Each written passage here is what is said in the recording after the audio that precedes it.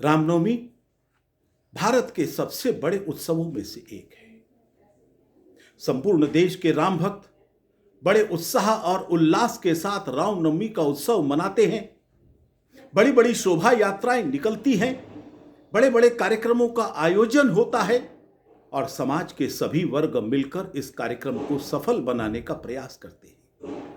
लेकिन दुर्भाग्य से कल रामनवमी के पावन अवसर पर संपूर्ण देश के कई स्थानों के ऊपर जिहादियों के द्वारा, कुछ स्थानों पर ईसाई मिशनरियों के द्वारा, कुछ स्थानों पर वामपंथी और लेफ्ट लिबरल्स इन लोगों के द्वारा रामनवमी के आयोजनों पर हमले किए गए। जेएनयू, वहां पर जिस प्रकार से राम भक्तों की पिटाई की गई, उनके सर फोड़े गए, हवन तक नहीं करने दिया।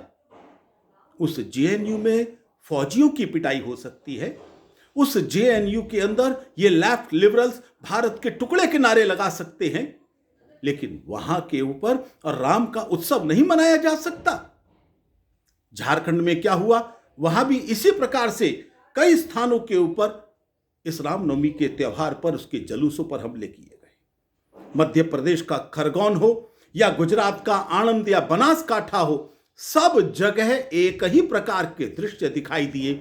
जहां जहां मुस्लिम बहुसंख्या में है, वहां वहां उन्होंने इस रामनवमी के आयोजनों पर हमला किया, लोगों को घायल किया, जान से मारने का प्रयास किया। कई प्रश्न खड़े होते हैं।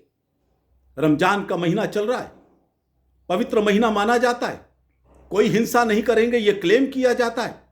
कुरान में भी यही लिखा है कि जैसे ही यह मुकद्दस महीना पूरा हो उसके बाद जिहाद करो। लेकिन साफ दिखाई देता है इनकी पवित्रता केवल हिंदू त्योहारों को डिस्टर्ब करने के लिए बनी है। दूसरा प्रश्न खड़ा होता है, यदि इसकी विपरीत परिस्थिति होती तो क्या होता? कहीं ईद के कार्यक्रम पर इस प्रकार के हमले होते तो किस प्रकार का दृश्य देश में निर्माण होता? मेरा सब लोगों से निवेदन है, कृपया सब लोग समझ जाएं, जिस प्रकार का गैंग तैयार हो रहा है, ईसाई मिशनरी हो, जिहादी हो और लेफ्ट लिबरल्स हो, करौली से लेकर जेएनयू तक जिस प्रकार का हिंसाचार किया गया, यह हिंदू समाज सहन नहीं कर पाएगा और यह जिम्मेदारी हम सब की बनती है।